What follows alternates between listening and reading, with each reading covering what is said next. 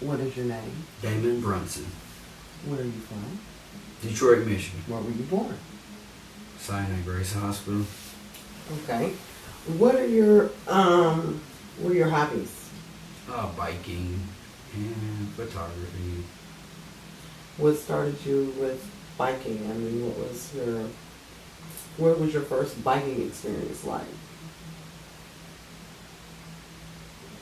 I was on Cloverline in Pearson. I was about 7 or 8 years old, and I wandered out into the street with someone's bike, and my parents were sitting on my grandmother's porch, and my stepdad noticed that I had got out in the street and finally started pedaling with balance for the first time, and he was yelling, "Keep on pedaling, keep on pedaling, keep on pedaling." And I did, and I eventually ran into the hood of a car, the front bumper of a car, and flipped over the car. But it didn't hurt because, I was proud that I could finally ride a bike. So that was the first time. So your later experiences with biking, because you are an avid biker, right? You ride I like to ride bikes, Yeah, okay.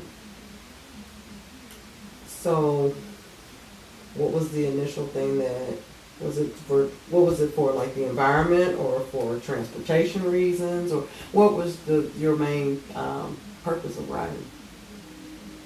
For fun, when I first rode bikes, I was No, I'm talking about now 7, as 8, an, 9 now as years an old. adult. Now as an adult. I got tired of going to jail. Makes sense. And I had a suspended driver's license in a vehicle.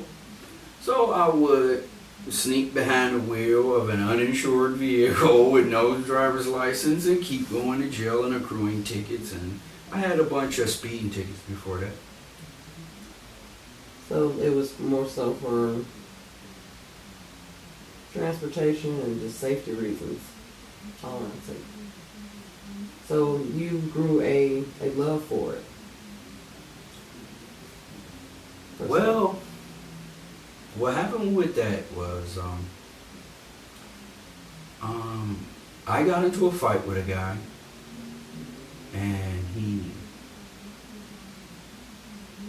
hit me harder than anyone had ever hit me in my life, over my left eye. And after that fight, I started to become obsessed with how things worked. During a time when I was riding a bike on a regular basis, so it was like a compound situation where that blow to my head unlocked something in my brain that made me preoccupied with how things operate, machines operated, and I was also using a bicycle for years before that to get around. But whenever I had a problem with it, I would just take it to the bike shop and have them fix it. Now you are a skilled craftsman, working on bikes. Yes, I am not an expert. I think I would need a few more years. It's not a complicated mechanism, but you understand it. yeah. So, what is your favorite type of bike? Your favorite, I say, who makes it? What kind of bike is it? Is it like a mountain bike, 10 speed, or I'm not very familiar with all the different bike types. But what's your favorite? And BMX bike, a 20-inch BMX bike. You have a certain manufacturer that you like? There's a bunch of them that I like. I like Fit. I like We the People, Red Line. There are some old bikes that they're okay, but I think when BMX bikes are getting to like state of the art symmetry and welding and angles and technology, So you can really enjoy a retro bike for the period feel, but as far as performance, I would definitely say Premiere or Fit. Is it the weight or the, the size, or what is it that makes these bikes different from the rest? Like your ordinary just BMX bike. Seal bearing technology. Like the old bearing mechanism was cups and some smaller bearings inside of a magazine that held the bearings. So the torque was kind of inaccurate because this magazine is rocking inside of the cup. And even if you tighten it down too much, then it'll crush the entire operation. So you could never get a tight torque on that thing that you're putting all your weight on, the crank. But now they have a system called seal bearing where they just put gigantic bearings inside of a bare galvanized housing. No moving parts except the bearings, and you can tighten it down really tight so you get good torque there. And the technology in the neck, where the neck is hammered into the frame, makes the stabilization of your forward energy very accurate and straight, and is more effective stroke from the crank because of that stability. And the back rim of these bikes, these newer high-end bikes, uses a little tiny ninja star like sprocket mounted on the seal bearing system also, where there's just the bearings and no cup and no bearing cassette to be removed or replaced ever. Fewer moving parts, and the smaller sprocket makes the front crank torque. The front crank being the sprocket hooked to the pedaling crank, which is connected to the chain onto this back wheel and the small sprocket, and it gives a lot of power for the stroke if you're strong enough to push it. It's hard to push. But yeah, and that wasn't available in standard high-end bikes until I think like 90s or early 2000s.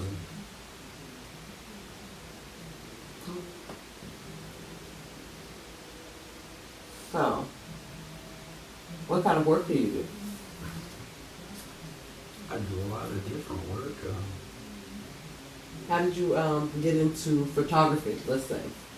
School. No. Take that back. My uncle bought me a really expensive camera back in the late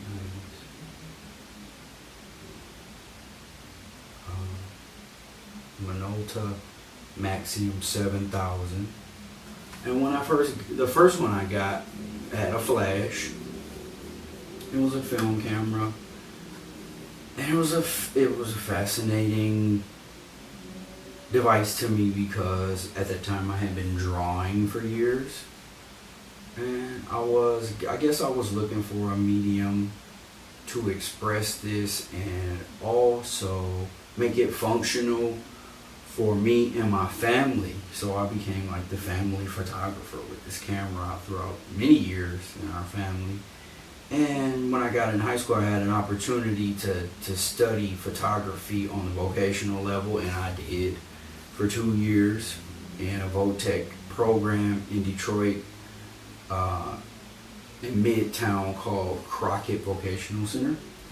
And hi to Amina Saavedra, who was my instructor, and also Mackie Bradford, who is someone I know that worked there all those years ago. And after those endeavors with high school and commercial photography, I went to Wayne State University when I was 19 years old, and I initially thought that I was going to major in dentistry. Shout out to Dr. Veal. But I realized that I didn't care for biology at all. It just wasn't my thing. I learned that relatively early at the 1 level. And so then I started to, after changing my major to law, I started to take law classes, and I got a long way with that. I got to the 3 level, and most of the people in my classes were law enforcement or future attorneys. Some of my instructors were agents from the government, and I had started to receive advances from these agencies because of my proficiency in class. And I had to take a spiritual evaluation of that, and I made a decision that I didn't want to be involved in anything like that. So I changed my major again to a subject, 2 subjects that I had been already studying in what's called, or what we call electives, whatever credits beyond your general education requirements that are not relative to your major, but you just decide to take anyway. And that these were photography classes again, and Africana studies. I wanted to, when I got in college, I wanted to learn the history of the continuing struggle for citizenship that people of color in the United States had incurred before I was born. I didn't know much about that, and so in order to diffuse the frustration that goes along with that, I started to study it. And it's not that I'm racist, by the way. I just take a little detour and tell a little bit more about the story of what I found out in order to make this hopefully productive as possible for everyone watching. I think that people of color should have went to war against the United States government at the end of slavery, and they didn't do that for fear of their life, and that they feel like they played themselves, and that is the phenomenon of racism. That is the element that isn't addressed that makes racism a phenomenon, because there we feel residual guilt.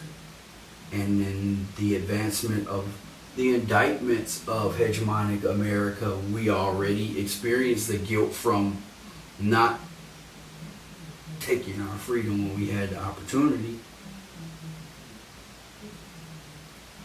That guilt makes us suspicious that the other indictments may be true. So it galvanizes that guilty feeling, and that's the preoccupation with the victims of that guilt with asking their oppressors for validity through actions or words or whatever is a grip that grips people's hearts. But back to what got me to photography. I apologize for veering off like that. I started to study photography intensely underneath a woman named Marilyn Zimmerman at Wayne State University. How old were you? She was my mentor. She was my photographic mentor. She was very important in me embracing the violence and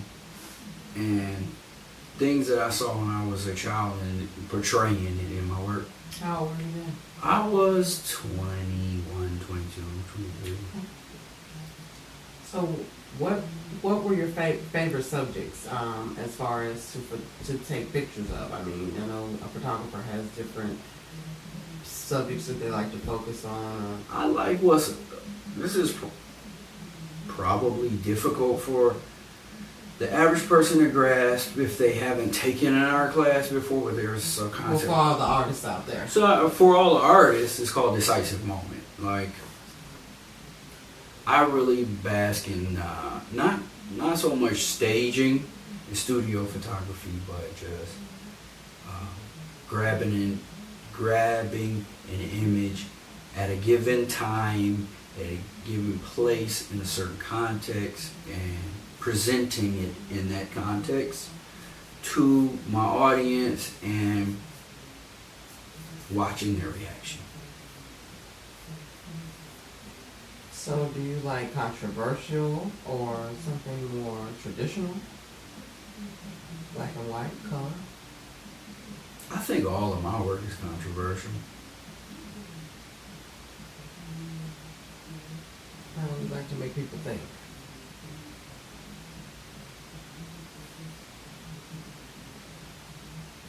I want to leave people in a better state than when I found them. And that is a big reason why I kind of slowed down on creating. And my